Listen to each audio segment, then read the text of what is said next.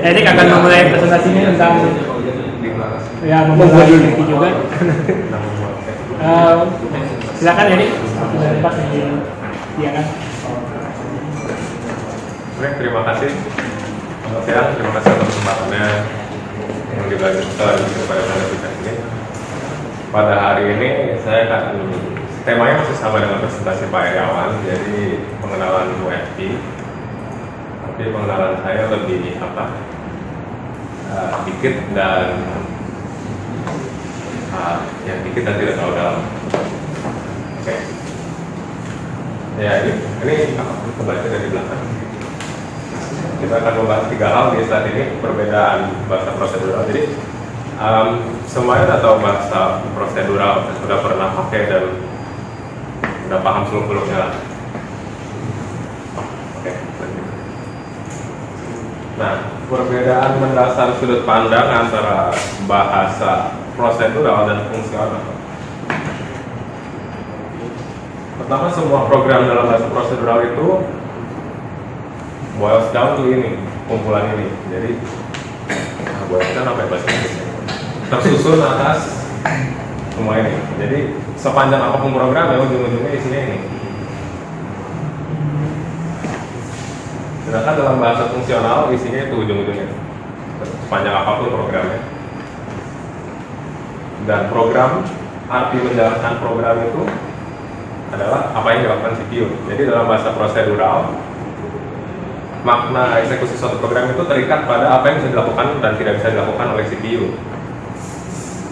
Sedangkan dalam bahasa fungsional, arti menjalankan sebuah program itu adalah menulis ulang suatu ekspresi.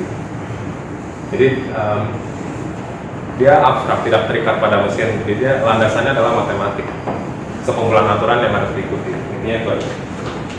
Dan program adalah, kalau dalam bahasa prosedural, urutan statement, kerja ini, kerja itu, kerja ini, kerja ini. Kalau di bahasa fungsional, program adalah suatu ekspresi besar yang akan ditulis ulang, apa yang nggak bisa ditulis ulang lagi. Oke. Sekarang kita akan membahas 2 penyusunan bahasa fungsional tadi. Intinya dalam bahasa fungsional itu isinya adalah semua definisi. Pertama, kita menyatakan ada apa di situ, apa yang ada. Misalkan ini ada 2 baris ini menyatakan kita punya satu dunia yang namanya bool. Bool itu isinya ada 2, false dan true. Jadi ini tidak ada maknanya, tidak ada apa. Ini cuma simbol, cuma aturan yang harus dijaga. Selanjutnya definisi literal ada definisi fungsi. Fungsi itu menyatakan hubungan antara 2 dunia. Dan hubungan yang menarik kita kasih nama. Jadi kita bisa bikin fungsi tanpa harus kita kasih nama. Tapi kalau yang hubungan yang menarik biasanya kita kasih nama. Nah, makna program ini adalah setiap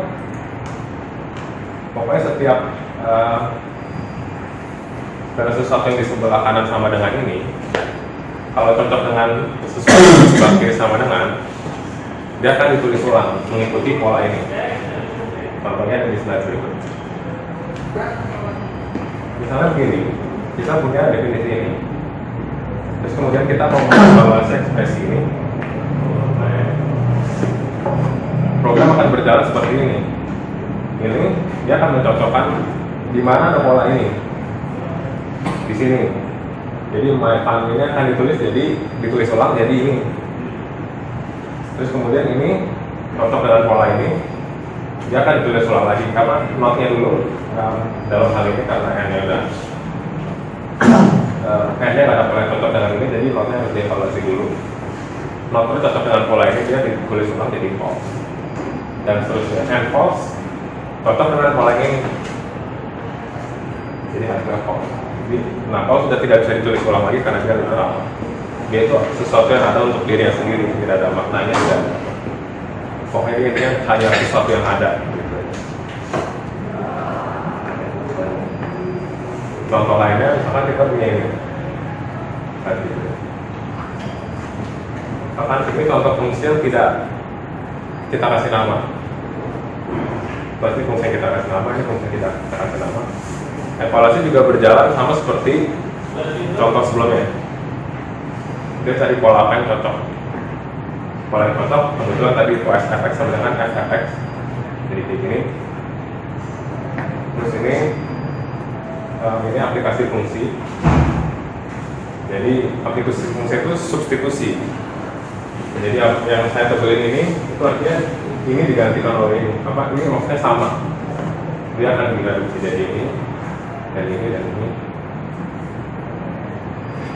Jadi jalannya suatu program itu menulis ulang ekspresi mengikuti aturan yang sudah ada. Prinsipnya begini. Contohnya misalkan gini. Kita di sini ada beberapa dunia. Yang pertama dunia tangan dan yang kedua dunia hasil. Dan hubungan antara dua tangan dan hasil Jepang. Jadi ini adalah suatu hubungan yang menyatakan ini adalah logiknya Jepang. Jadi soal ini maksudnya pemain pertama kalah menang atau seri. Ini udah meng-capture semua hal yang ada pada Jepang. Soal gimana user interface-nya itu nanti ada dunia lagi, kemudian ada hubungan lagi, dan biasanya itu yang lebih panjang daripada itu. Ya lebih panjang, logiknya lebih pendek. Contoh berikutnya. Ya, kayak misalkan gini, misalkan kita mau bikin Tamagotchi atau apapun itu. Ya ini sederhana. Ya ini sudah ibaratnya ini sudah merepresentasikan dunia yang Tamagotchi. Hanya saja tidak ada user interface-nya. Soal user interface gimana itu kita lain. Tapi ya intinya gitu, ada dunia user interface, ada fungsi yang menghubungkan user interface dan dunia ini dan kemudian contoh berikut. Nah ini contoh penggunaan dalam dunia nyata. Seperti yang tadi saya ceritakan, saya sedang bikin aplikasi untuk bikin otak-otak. Nah, dalam aplikasi itu saya butuh untuk menyusun not-not. Jadi not yang dimainkan pada waktu yang sama itu harus diletakkan pada kolom yang sama. Jadi kan ada table. Nah terus saya masalahnya saya punya table, tapi saya pengen fit table itu ke halaman. Nah ini dunia yang isinya cuma ukuran tabel, jadi dia tidak peduli pada isinya tabel itu sendiri apa. Dia cuma peduli ukuran kolomnya gimana dan dia akan menghitung lebar kolomnya harus berapa biar tabelnya muat di halaman. Nah ini yang dimaksud dengan separation of concern. Dia tidak peduli di kolomnya, dia cuma peduli sama lebar kolom. Jadi tugas dia ini cuma ngitung lebar kolom. Dan di usable itu ini juga bisa dipakai untuk menghitung tinggi baris. Kode yang sama persis ini tidak perlu diubah. Karena sebenarnya yang dilakukan kode ini adalah yaitu meratakan jarak dalam satu dimensi.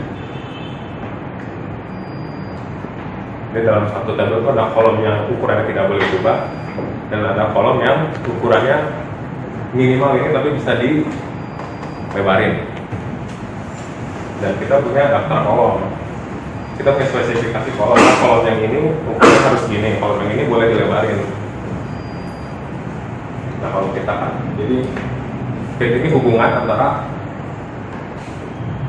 ukuran yang kita inginkan, ukuran halaman dan constraint kolom seperti apa. Kemudian dia akan menghitung ukuran kolom itu harusnya berapa biar tabelnya dapat. Kodenya ada di sini kalau misalkan musik. Musik. Iya. Musik.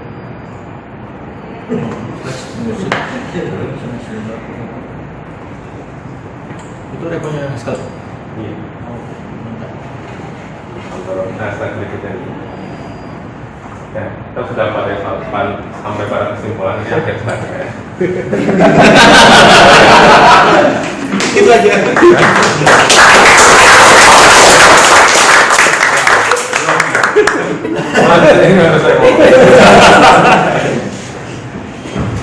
Kesimpulannya itu ya paradigma pemrograman fungsional itu ya begitu. Kita nyatakan dulu yang ada itu apa, terus kita nyatakan hubungan antara dunia dulu. Prinsipnya seperti itu. Kalau bahasa prosedural kita berpikir ya gimana caranya atau ya urutannya apa dulu gitu. Ini kita intinya adalah hubungan antara dua dunia dan kode adalah model. Jadi apa yang ada di dunia nyata itu yang penting kita tangkap dalam kode, yang tidak penting tidak kita tangkap. Contohnya kayak pet simulator tadi, kita nggak peduli warnanya apa, kita cuma peduli perilakunya. Nah, kode yang tadi itu menangkap perilakunya. Kalau misalkan kita menangkap kayak warna, tampilan apa, ntar kodenya akan jadi makin banyak. Kode yang kita tulis itu berhubungan dengan keadaan di dunia nyata yang kita tangkap. Jadi kode ini adalah suatu cerita tentang suatu sistem.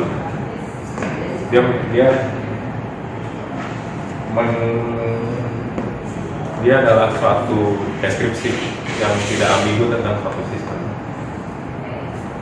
Ini apa kode itu?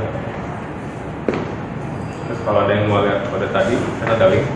Sebenarnya juga presentasinya udah saya potong. Tadinya lebih panjang karena temanya kan memulai bahasa functional programming, jadi saya kira agak terlalu banyak untuk dimasukin di sini. Tapi kalau ada yang tertarik, boleh untuk Ada yang mau tanya ini sama Mr. Erick? silakan. Kalau ada yang tidak dipahami atau ada slide yang mau diulang atau apa-apa.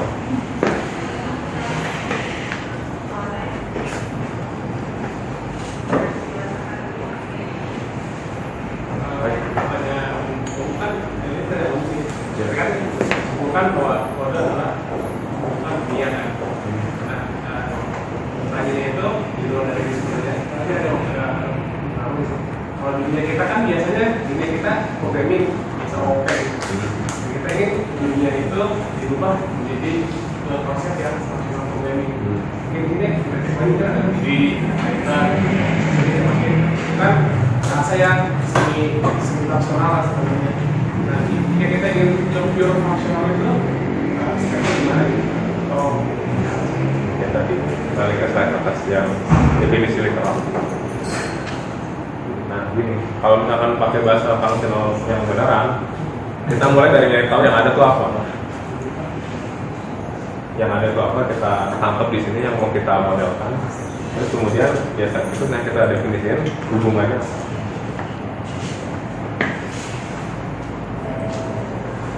Ini juga bisa dipakai sebenarnya ke Java, karena kan kita juga bisa nanya ke yang ada apa sih di situ, ya pas-pas yang ada. Metode-metode itu ibarat kayak sama dibilang hubungan juga kurang sih, tapi metode ini apa yang bisa dilakukan, kelas itu apa yang ada di situ.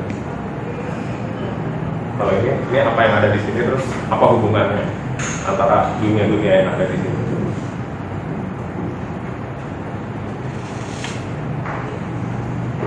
Maksud saya di menangkap sesuatu dalam dunia nyata itu bukan sesuatu yang konkret. Misalkan contohnya ngeprint sesuatu di layar. Jadi ada satu baris kode yang berhubungan dengan ngeprint sesuatu di layar. Yang kalau diulang 2 kali akan ngeprint 2 kali. Jadi itu berhubungan. Hubungannya begitu, tapi hubungannya abstrak.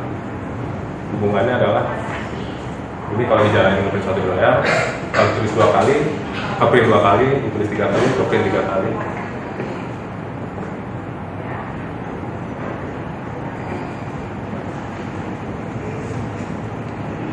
Dikasih musiknya boleh kasih tunjuk? Boleh, silahkan. Sebenarnya belum jadi tadi yang silahkan dilihat. Yang tadi di link yang tadi ada.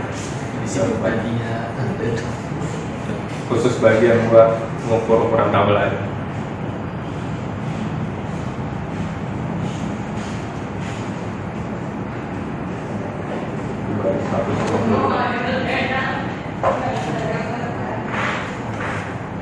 Nah ini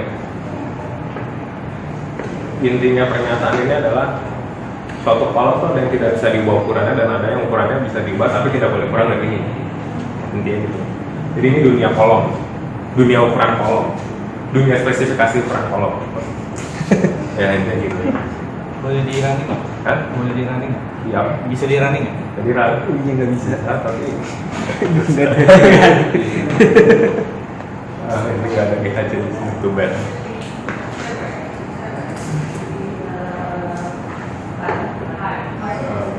Kita bisa ke bawah dikit.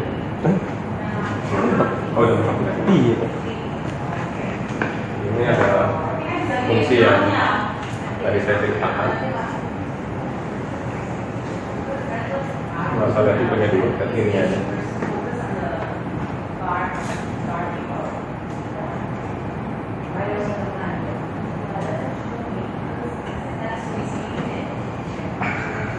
Intinya pemrograman fungsional ya kita definisikan, misalnya definisi semua. Jadi untuk cocok apa dengan ukuran kolom ini artinya setiap kolom itu diatur secara tidak bergantung pada kolom yang lain. Terus kemudian ini artinya kalau kolom itu nggak bisa di resize ya ukurannya S. Tapi kalau kolom itu bisa di resize, kita bisa tambahin sisa jarak antara ukuran alami tabel itu dan ukuran halaman. Jadi kan kalau tabelnya alaminya segini, tapi halamannya segini, ada sisa jarak bisa segini. Sisa jarak itu mau dibagi rata atas setiap kolom yang bisa di resize. Intinya kodenya lagi.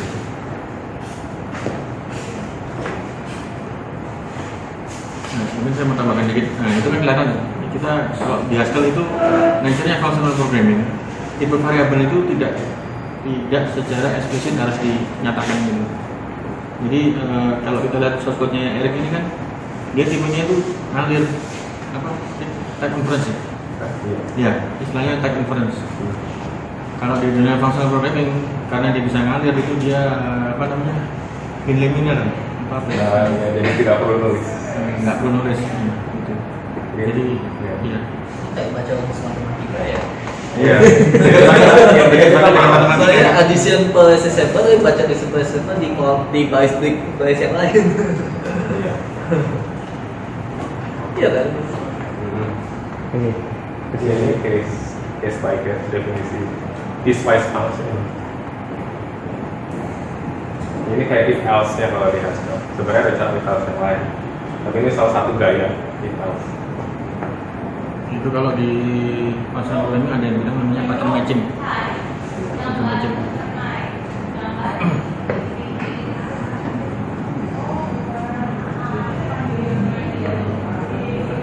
Kapan selesai? Kapan selesai? Nggak tahu mungkin masalah lagi. Mau dia. Ya. Bingung juga.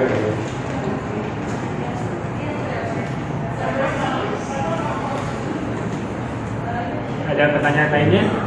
Nah, ini ada contoh lain. Kita naik ke atas.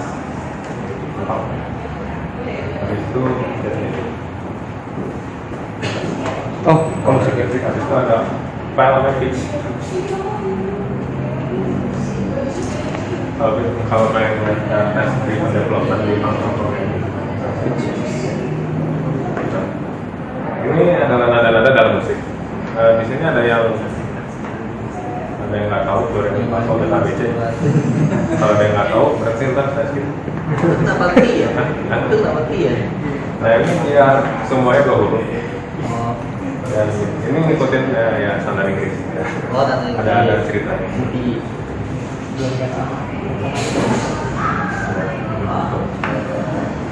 Jadi ada 2 sistem yang digunakan untuk menentukan nada itu seberapa tinggi. Pertama ABC, yang kedua do re mi. Bedanya adalah ABC itu mutlak. Jadi C itu selalu segitu tingginya. Sedangkan do itu bisa dipindah-pindah. Do bisa A, do bisa B, do bisa C. Permasalahannya adalah kalau saya punya musik ABC, saya pengen ganti di do re mi karena penyanyi cuma bisa baca do re mi. Sedangkan pemusik mainnya ABC. Untungnya ada aturannya, jadi itu bisa diotomatis. Nah, kita ke bawah. Terus ke bawah lagi. Ke bawah lagi. Nah ini. Jadi dengan menyatakan do sama dengan B, kita bisa mengubah ABC jadi si do re misalnya. Nah. Ini fungsi yang menyatakan hubungan antara kesetaraan ABC dan do re mi, ABC dan do re mi. Jadi do itu bisa kita taruh di mana aja, bisa taruh di D, bisa taruh di E. Tapi yang ingin saya tekankan bukan ini ya. Saya pas main ini nih, Arya terserah dulu. Karena saya juga bingung gimana wadinya kan ngitung. Sebenarnya cuma ngitung aja, cuma transfernya kan cuma tambah kurang doang. Nah tapi saya was-was, ini udah bener belum ya kodenya? Kompal, tapi ntar pokoknya salah lagi hasilnya. Nah itu di bawah itu ada ini. Ini adalah spesifikasi sifat apa sih yang harus dipenuhi oleh ini. Nah di sini coba lagi yang ya ini. Saya bilang kalau do ke re itu jaraknya 1, A ke B itu jaraknya 1. Kalau di do ke re jaraknya tetap 1.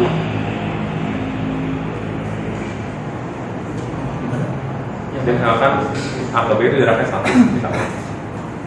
Do ke re jaraknya juga harus 1. Misalkan saya punya do sama dengan C. Misalnya do sama dengan C. Nah, terus saya punya C dan D. Berarti kan ini harusnya do, harusnya re kan.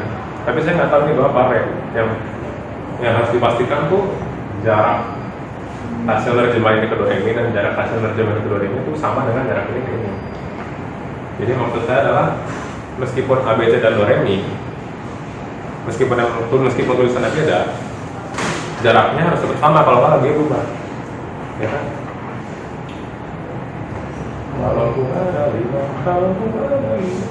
Jaraknya harus tetap sama meskipun dia pindah. Nah di sini saya bilang kayak gini, jarak dari back ke kiri itu harus sama dengan jarak dari do re mi nya P dan do re mi nya I. Nah kemudian dengan rules ini saya bisa ngejalanin tes otomatis. Dia quick check akan otomatis mengenerate status test case random untuk saya. Dan ini udah nangkep error. Jadi pertama kali saya bikin udah compile, terus bikin mesin, oh ternyata ada tes yang gagal. Ada tes yang gagal, berarti saya salah loading. Karena gini, jadi fungsi ini tuh sederhana. Untuk nentuin jarak antara dua nada itu kan sederhana. Yang susah kan mengubah ABC ke do re mi. Kebetulan ini bisa dipakai untuk ngetes yang tadi. Nah terus dibuat juga ada misalkan ya kayak gitu. Jadi kalau do sama dengan C, do sharp harus sama dengan C sharp, do flat juga harus sama dengan C flat. Nah itu ada accidental istilahnya, tapi ya intinya gitu. Jadi ada beberapa properti yang harus dipenuhi gitu. Dan terlepas dari implementasinya relatif ini, kalau dia memenuhi dua hal ini, kira-kira saya udah kayak 90% yakin itu benar. Kalau ada saya kurang tahu musik ya, tapi yang saya tahu kan ada C, D, E, F. E ke F itu kan setengah ya? Ya. Lalu definisi yang tadi setengahnya itu di atas nggak didefinisiin tuh? Ada. Jadi itu dari semiton 6 di atas semiton 6. Instance semiton 6. Ya ini. Di atas yang paling atas tadi C mana ya tadi? Paling atas coba. Ini kan ada C, D, E, F. Ya. Nggak ada F pagar atau F pagar, D pagar atau ya. Itu apa itu? Ya, accidental. Pagar dan mall. Oh ya. Itu didefinisikan di tempat lain. Jadi coba dari fix. Tadi fix, masih Dari fix yang tadi ya. Kata fix. Ya ini. Jadi ABC-nya itu istilahnya adalah ABC itu adalah scale degree istilahnya. Jadi ada 7 dalam satu tangan itu ada 7. Nah yang kemudian bisa dikasih syarat. Jadi juga ini ngikutin dari bahasa Inggrisnya. kayak ABC tadi ya ABC doang, belum ada accidental ya. Tapi istilahnya kalau di income pitch atau skill degree ya. Tapi nggak ada di sini. Itu cuma ini apa? Domain specific knowledge. Dia baru ditaruh di sini. Jadi ABC itu sendiri belum bisa dinyanyiin. Dia harus ada ABC plus sharp atau flat dan oktavnya di mana? Do misalkan. Jadi do-nya apa? C kan ada infinitely many C's di oktav yang berbeda-beda. Nah, accidental itu juga ya kalau mulai definisinya ada di modul lain. Tapi intinya yang bawah semiformal, instant semiformal pitch.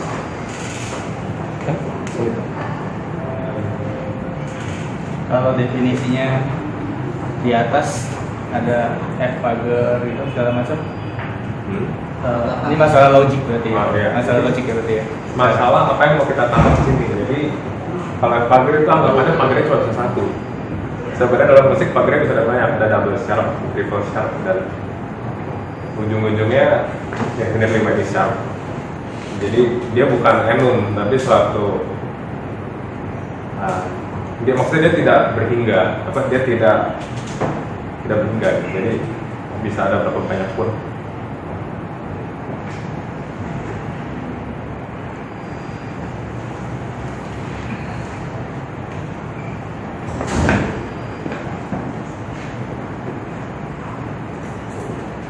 Ada pertanyaan lagi?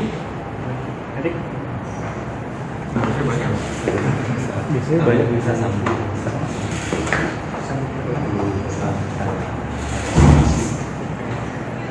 Mungkin untuk bertanya lebih lanjut maupun lebih ngobrol-ngobrol hasilnya bisa nanti di belakang layar atau lewat Slack channel. Terima kasih untuk Edik untuk presentasinya.